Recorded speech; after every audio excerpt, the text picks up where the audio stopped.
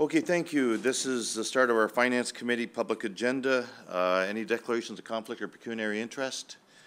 I see none. Minutes of the previous meeting, item number 1. Can I have a mover and seconder on this, please? Member Bonham, Member Ganzel. Any comments or questions on the previous minutes? All those in favor? Carried. New business, item number 2, the Niagara Regional Police Service audited financial statements. Can I have a mover and seconder to put this on the floor, please? Member Bonham, Member Barrick. Thank you.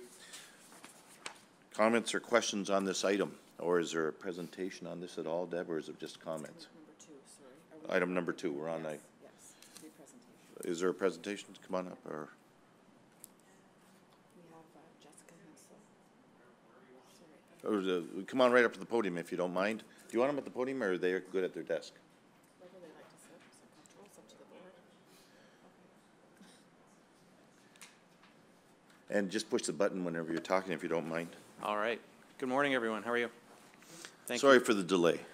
Appreciate that. No. Please just tell us your names if you don't mind. Sorry. I'm Trevor Ferguson, and Jessica Hansler. Nice to meet you. Thanks. so I'm an audit partner at Deloitte and the audit partner on the audit of the region of Niagara, and understand that we've been asked here today to speak to the audit of the financial statements that's being proposed of the police board. So we don't have a presentation for you at this point. We wanted to discuss, I guess, the audit, what it entails, and just have a brief discussion with the committee if we could. So a couple of things off the top. We understand that there was a meeting held late in December where a motion was put forward and we believe was approved in terms of requesting a full audit of a full set of financial statements for the audit of the police board. I guess we just wanted to confirm that the committee has a full understanding in terms of what it is that entails. So in prior years, well, last year was our first audit of the police board. We audited essentially the income statement, the statement of operations. And that is not, even that particular audit would not be required under the Municipal Act for us as the region's auditors to do that audit of the police board. The audit of a full set of financial statements, including a statement of financial position, statement of changes in net debt, cash flows, and all the notes of the financial statements, that would be required if you were to prepare a full set of financial statements. It's not required. So I guess we just wanted to make sure that the board or the committee, forgive me, I'm not sure if we're meeting with the committee or the board. I guess even though everybody's the same, I assume this is a committee meeting.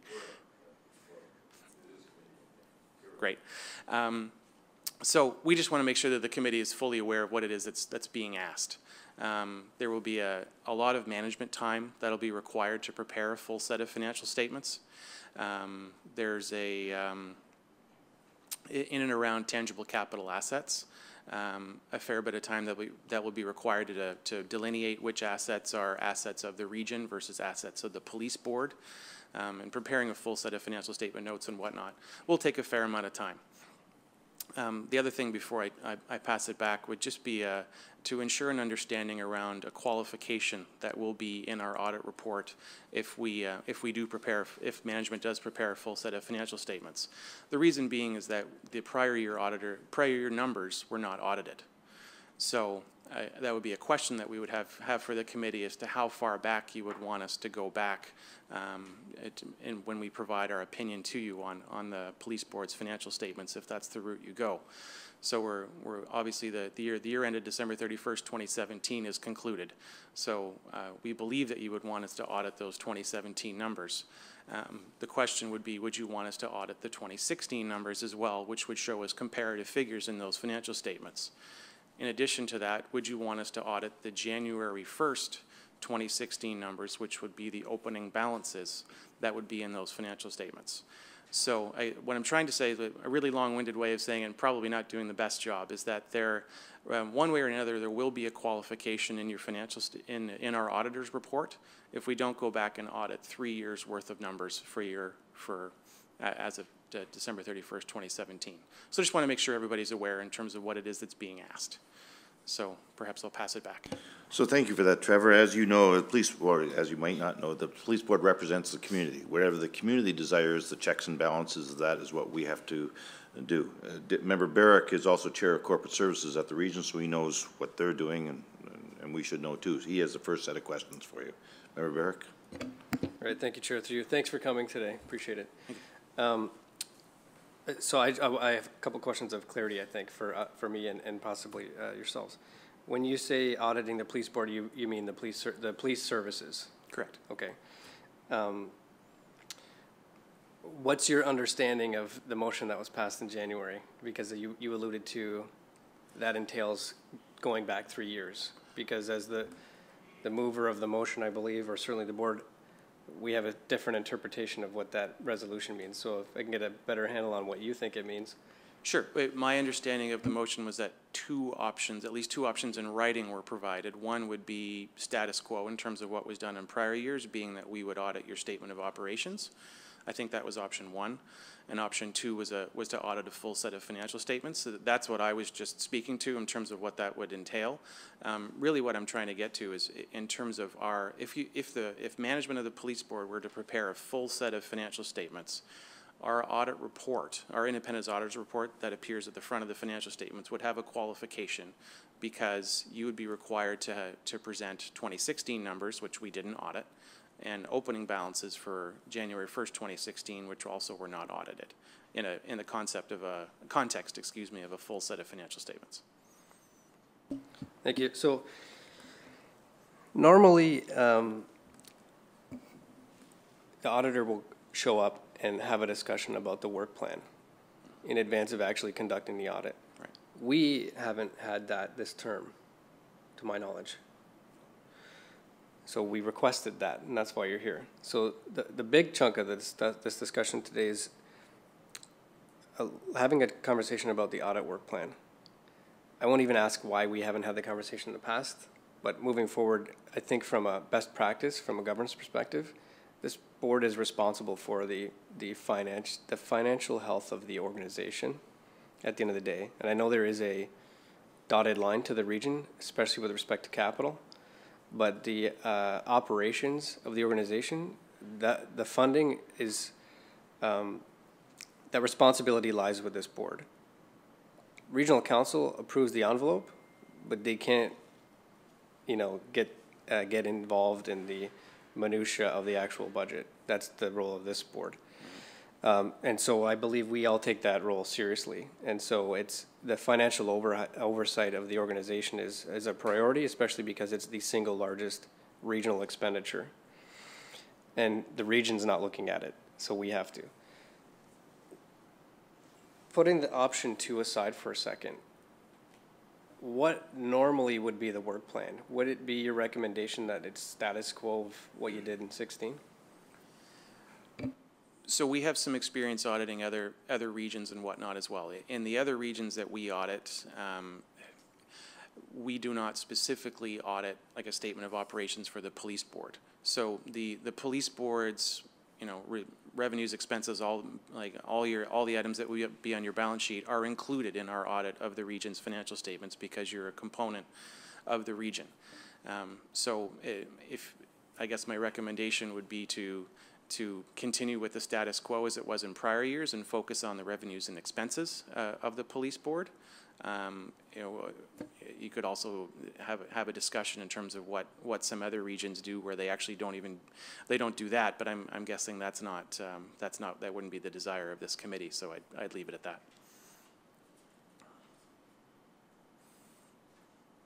It just depends on what the committee is comfortable with in terms of the mandate that you have and what it is that you're focused on. And if you're probably not as focused, I say this respectfully, you're probably not as focused on the receivables and payables that are in place, for example. At the police board, you're probably more focused on the revenues and expenses. So that may be something that may be of more interest to you. Thank you. So probably the single largest concern that I had from last year's, and I understand that was KPMG and Deloitte. We're Deloitte, yeah. Yeah. So it's not you, but moving forward, was that the audited statement was 1 page. So in terms of the public disclosure, the one page is not satisfactory. For a $145 million operation, to have a statement of operations a single page. There's a lot smaller organizations, their audit statements are 25 pages. Sure. And they're like $6 million. We're 145 and it's a single page, so there's zero transparency or accountability, I believe, on the financial statements audited when it's one page. 2011, though, was a different story. 2011 had statement of financial position, statement of operations, statement of change in net debt, statement of cash flows, notes to financial statements, etc. How do you intend on addressing the concern of financial disclosure in the audited statements? I don't know if you do other police services. So the question that I would raise would be, you know, to exactly, hopefully to your point, is what are the users of the financial statements looking for? Are they looking for auditors to provide assurance over the bank balance, the receivables, the payables, those types of things in your financial statements? Or do you think they're more interested in the revenues and expenses? So a standard Canadian audit standard statement of operations audit is in fact one page. What you could do, or what management can do, is have additional schedules to that page that would provide more detail on those expenditure lines if that's something that you'd be interested in. Yes, absolutely. Do you have samples of other work plans? Or sorry, my expectation today was that there would actually be some kind of presentation on what your work plan is coming into doing the audit. Yes, and sorry, that didn't come through from management, so my apologies on that, but we can, so no, we don't have examples right now that I can show you, but we can absolutely send something through for another organization. Typically what you would see would be, you know, our independent auditors report at the front, a statement of operations very dissimilar to what would have been there last year, with a few notes, explanatory notes that would have been there, and then you can have as many schedules as you want that would break down the detail of the various expenditure lines in the statements that would get into more granular detail if that was something that the committee wanted to see. So you can provide as much or as little detail as you want. I just want to clarify, they did the audit last year. The switch to auditors was done on the 2016 statement, so it was, they took over the audit last year, so they just did it based on what was done the year before. So they were the auditors on last year's statement. And the audit that we did was exactly what we were engaged to do in accordance with the RFP that was issued, so. Yeah, no, that's fine. I understand. Well, that's why we wanted to talk to you on the front end. Yep. This time in terms of the engagement. Is there, we talked about it at the last meeting in terms of engagement or engagement letter. Do you have that, or has staff provided that with you in terms of the? We've been holding off on preparing the engagement letter because we wanted to see what we would be engaged to do. So that's, you know, we were going to work on that after this meeting today. And maybe this is maybe not a question for you, but through you, Chair, to the appropriate staff, the engagement letter is usually signed between the vendor and staff. Is that the case on an annual basis? Through the chair, the engagement letter is between the auditor and the board, so it's generally prepared to the chair and signed by the chair. Great. That was my next question. If we could see a draft, or perhaps for our board meeting, if a draft can be prepared after today's meeting, and then the board can take a look at it and approve it at that meeting, if that's appropriate. Go ahead. Sorry. Through the chair, I just want to be clear in terms of supporting schedules that provide more detail of the statement of revenue and expenses. The board does already receive that with our internal reporting. So I just want to make sure that now that we have the auditors here and that the board's decision was for full statements, that we really understand what those residual or additional schedules entail, because they're likely to look like what we present to you when we present our variance report. And then the question would be is to the auditors, preparing those additional schedules which break down our revenues and expenses, would they be conducting audit checks at a material level for our expenses? In other words, are they going to look at the details of those schedules and provide you back any information that you need? a good question. If additional schedules were prepared and presented along with the financial statements, we would audit them to a lower materiality, meaning that we would have to do more testing in and around those balances. Thanks. So it looks as option 2 has already been approved by the board. So my understanding would be that engagement letter would take into account the board resolution that's already passed with respect to the additional information that's been requested. So I'm hoping that that will come forward. And I understand the information that the board does receive, but it's unaudited. So yeah, I'm perfectly comfortable, and I understand with due respect that it may in fact entail more work for the finance team that is here.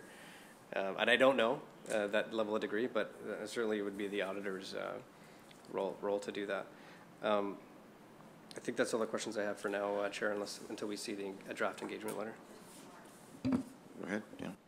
So I'm not sure what discussions took place at the region, but it's not just the finance team here. A large portion of this work will have to be done by the finance team at the region, because they will have to separate the balance sheet into police and all the items within the balance sheet into police and region, and it's not done to that detail. So it's not a concern just for us. I mean, it's more work for us, but it's also a concern for them at the region. And I'm not sure what discussions took place, but they have concerns over the additional work as well. Have you had discussions with Jason Burgess or anybody about this? No.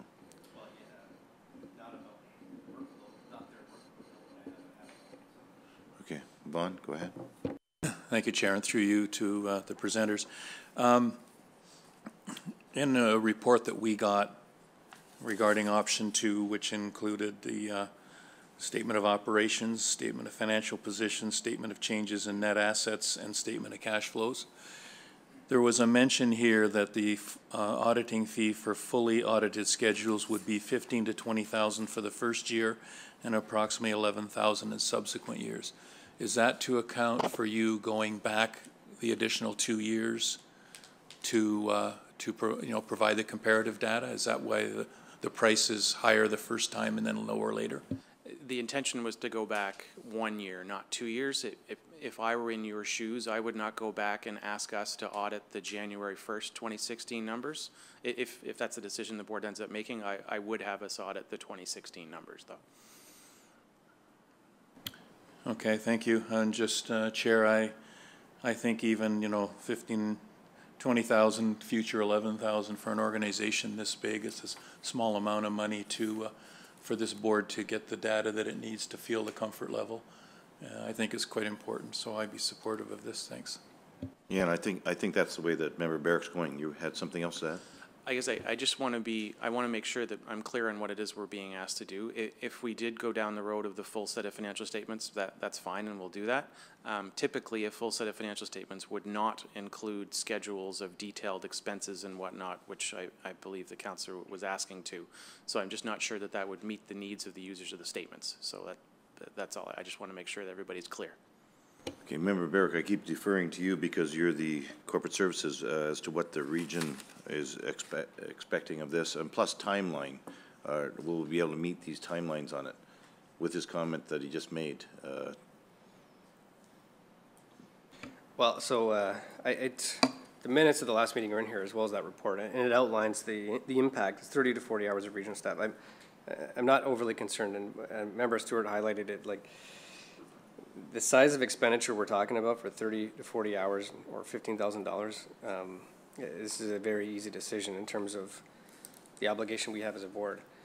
I'm not sure, with all due respect, I understand or necessarily agree with the question of detailed expenses. I would look to you, in fact, to advise us rather than asking for us. The option 2, I think, speaks for itself, and I'm really looking for best practices and erring on the side of transparency. Wherever there's a question of do we disclose it or not disclose it, I would err on the side of the disclosure. No, I fully respect that. So my recommendation, if I were in your shoes, and I'm thinking about the users of your financial statements, I'm not sure that a full set of financial statements is of interest to them. And that's just me. If I were a reader of your financial statements and I wanted more information, I would want more information on the revenues and expenses of the organization. And I think that's where there might be a little bit more value to the users. So that's maybe I'm pushing a little bit harder than I should, but that's the direction where I think you should be going. But I absolutely defer to the recommendation of the committee. So, Member Barrick, do you want to make a motion as to what between you and Vaughn and the board would like, and then that'll set out what they should be coming back with? Well, I think the board already did that with option 2. I think now we're just discussing the draft engagement letter, which you will receive and possibly come back to the board. Okay, so you don't need another motion on it. We just go ahead. Through the chair, with respect to the work plan, and really that's the next step after the engagement letter, just so that the board knows, Deloitte has presented to me what they refer to as the client assistance schedule, and we will be developing a timeline work plan based on that. And I have a meeting tomorrow with region staff to go over the work plan. So one of the things that we have to take into consideration with our audit is because we are somewhat consolidated with the region, our timeline will flow, will be aligned with the regions. So one of the comments that Trevor mentioned was that their plan is to discuss the audited statements for the region around June, and therefore, because our statements are also audited, they will have to come to us first. So a lot of our work plan will be dependent on the region's timeline, and they've invited me tomorrow to speak, and they've invited me to discuss the work plan with them, and then to fit our timelines in. So we might be able to come back, I might be able to come back and share that information with the board, and so that you will have that information that you're seeking. So like Deb says, we should make a motion that asking them to come back with the draft letter for the terms of engagement for approval by the board. My concern is timeline. Are we still meeting our timeline by having this come back in the next committee, or January 25th? Is that sufficient? We'll have an engagement letter prepared by the end of the day. That's no problem. Okay. Yeah. Okay, so for January 25th, so can I have a mover for that motion? Member Stewart, Member Ganzel, Member Barrick to the motion? Yeah, so we also heard through to from staff that we will also have possibly further information on the work plan and timelines and alignment and that as well. So yep. Even if it's a verbal update at that time is appreciated. Okay. All those in favor? Carried. Thank you very much. Appreciate it. So how do we...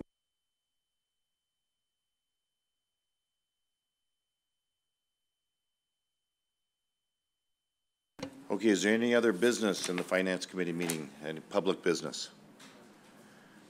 Okay, that's it for the Finance Committee meeting in public. We'll adjourn this part of the meeting, and thank you for the videos back there. It was a short time, but we're done. We have to have a short meeting before...